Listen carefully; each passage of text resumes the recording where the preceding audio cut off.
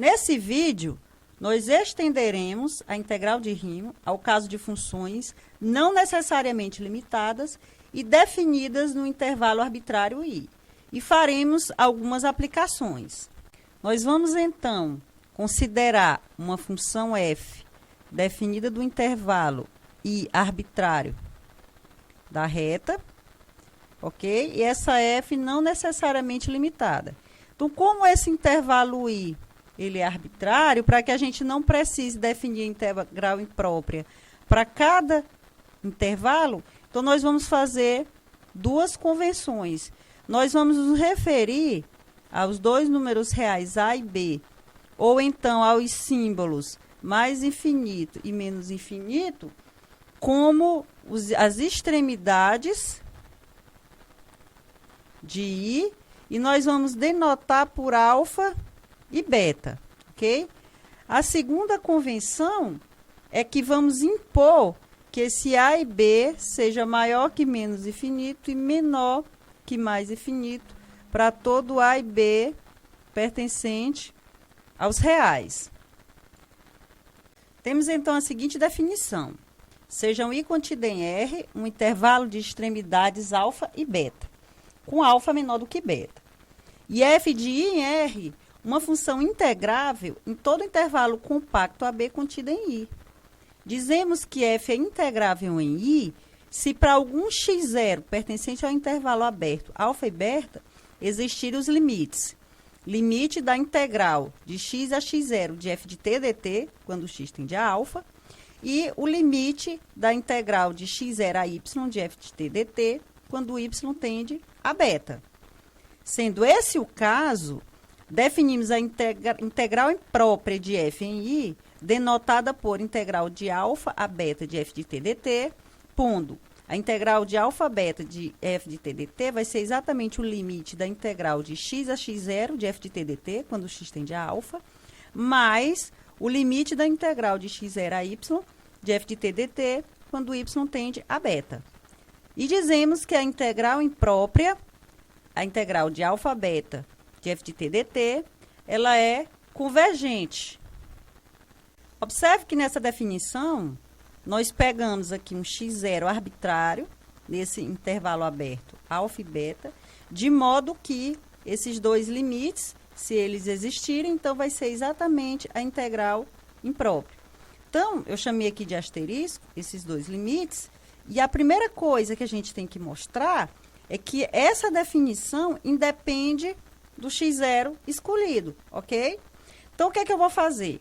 Eu vou pegar um x0 tal que vale asterisco, ou seja, nós temos que esses dois limites, eles existem, ok? Muito bem. Então, eu vou tomar um x0', outro ponto aqui nesse intervalo aberto, alfa e beta. Bom, então, o que é que nós temos? Nós temos que a integral de x até x0' de f de t dt, nós podemos escrever como sendo a integral de x a x0 de f de t dt, mais a integral de x0 a x0' de f de t dt.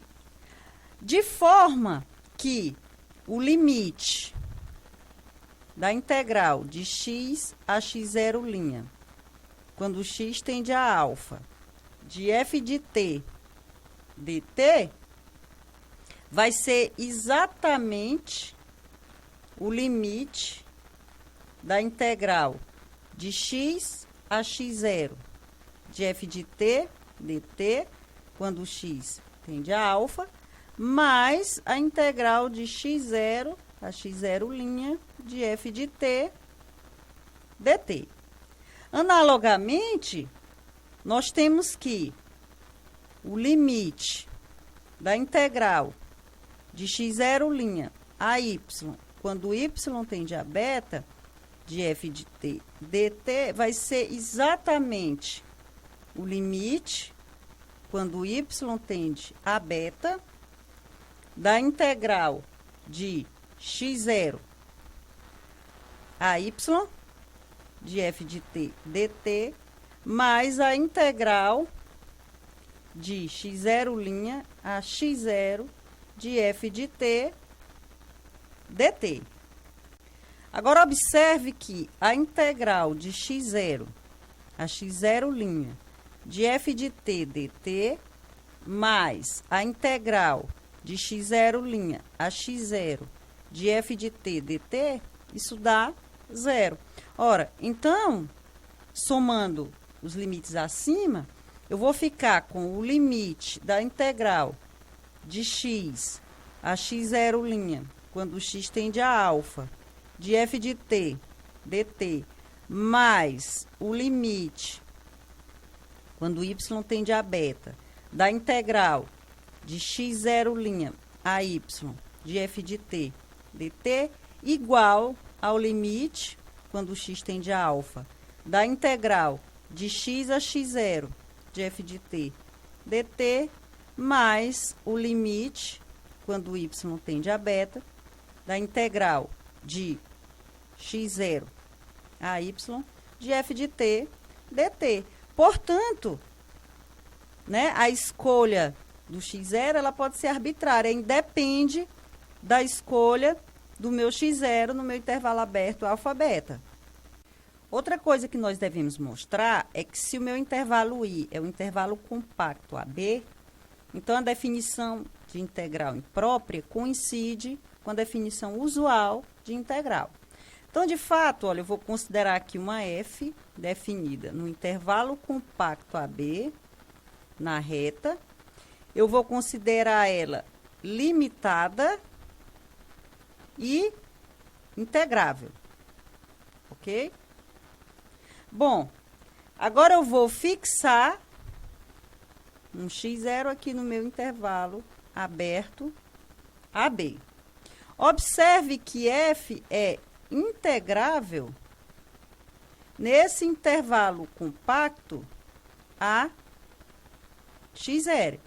E para x, aqui nesse intervalo aberto a x0, nós vamos ter o seguinte, que a integral de x a x0 de f de t dt vai ser a integral de a x0 de f de t dt menos a integral de a x de f de t dt. Então, vou chamar isso aqui de asterisco. A gente vai usar essa igualdade posteriormente. Agora, eu vou chamar de m uma cota superior para f aqui nesse intervalo compacto AB. Então, ó, o que é que nós vamos ter? Quem é o módulo da integral de a até x de f de t dt? Usando a desigualdade triangular para integrais, isso aqui vai ser menor ou igual que a integral de a até x de f de t, do módulo de f de t dt, que vai ser menor ou igual que m vezes x menos a, ok? Ora, usando o teorema do confronto, nós concluímos que o limite da integral de a até x de f de t dt, quando x tende a a, isso vai ser zero.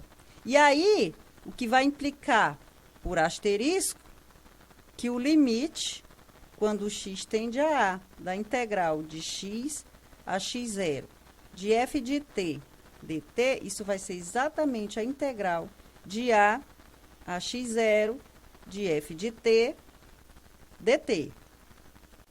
Analogamente, nós mostramos também que o limite, quando y tende a b, da integral de x0 até y de f de t dt, isso é exatamente a integral de x0 até b de f de t dt. Ora, portanto, o limite, quando x tende a a, da integral de x a x0 de f de t dt, mais o limite, quando y tende a b, da integral de x0 até y de f de t dt, vai ser exatamente a integral de a x0 de f de t dt, mais a integral de x0 até b de f de t dt, que é exatamente a integral de a até b de f de t dt. E aí fica completa a demonstração do nosso exemplo.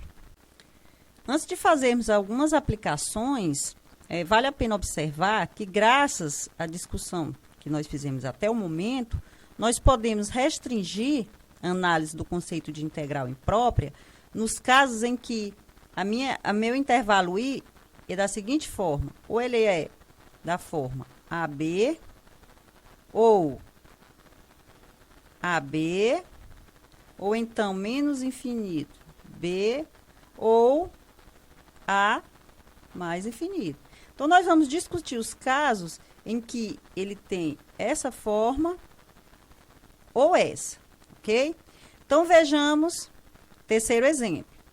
Mostre que a integral imprópria, integral de 0 a mais infinito, de e elevado a menos t dt, ela converge. Ora, para x positivo, o teorema fundamental do cálculo garante que a integral de 0 a x de e elevado a menos t dt é exatamente menos e elevado a menos t, variando de 0 até x. Ora, mas isso é exatamente menos e elevado a menos x mais 1. Portanto, o limite da integral de 0 a x, quando o x vai para mais infinito, de e elevado a menos t dt, isso vai ser o limite, quando o x vai para mais infinito, de e elevado a menos e elevado a menos x, mais 1, que dá 1. Portanto, essa integral converge e vale 1. Vamos finalizar esse vídeo mostrando que a integral de 1 a mais infinito de t elevado a alfa dt só converge se e somente se o alfa for menor do que menos 1. Então, para x maior do que 1 e alfa diferente de menos 1, nós temos, pelo teorema fundamental do cálculo, que a integral de 1 até x de t elevado a alfa dt, isso é, t elevado a alfa mais 1, dividido por alfa mais 1, isso variando de 1 até x, que eu ainda posso escrever como sendo 1 sobre alfa mais 1 vezes x elevado a alfa mais 1 menos 1 sobre alfa mais 1. Então, vou chamar isso aqui de asterisco. Agora, observe que o limite de x elevado a alfa mais 1, quando o x vai para mais infinito, isso é o limite, quando o x vai para mais infinito, de e elevado a alfa mais 1 vezes o log de x. Ora, mas isso é exatamente 0, se alfa mais 1 é menor do que 0, e vai ser mais infinito se alfa mais 1 for maior do que 0. Assim, ó, esse limite aqui do lado direito, que eu chamei de asterisco, só converge se e somente se o alfa for menor do que menos 1, ok? Bom, no caso em que alfa for igual a menos 1, então o que é que nós temos? Que é a integral de 1 até x de t elevado a menos 1 dt. Ora, isso vai ser exatamente o log de t, isso, t indo de 1 a x, que é log de x, que vai para mais infinito quando o x vai para mais infinito. Portanto, segue-se o resultado. Termino aqui mais uma videoaula. Até a próxima.